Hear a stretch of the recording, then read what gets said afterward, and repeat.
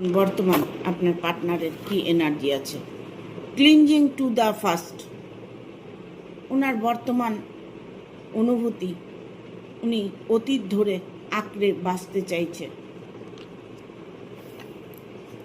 Schizophrenia, মানসিক রোগী, উনি সম্পর্কটাকে নিয়ে মানসিক চিন্তা করছে, মানসিক একটা প্রবলেমের মধ্যে ফেসে আছে, বাট উনি ওনার মনের কথাটা আপনাকে বলতে পারছে না।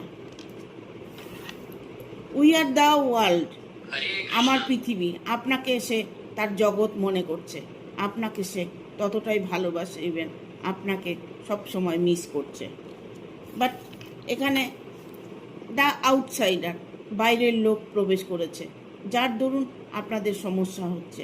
আপনাদের ভালোবাসার মধ্যে, আপনার পার্টনারের মধ্যে হয়তো কোনো তৃতীয় ব্যক্তির জন্য আপনাদের সম্পর্কটা ভেঙে যেতে চলেছে।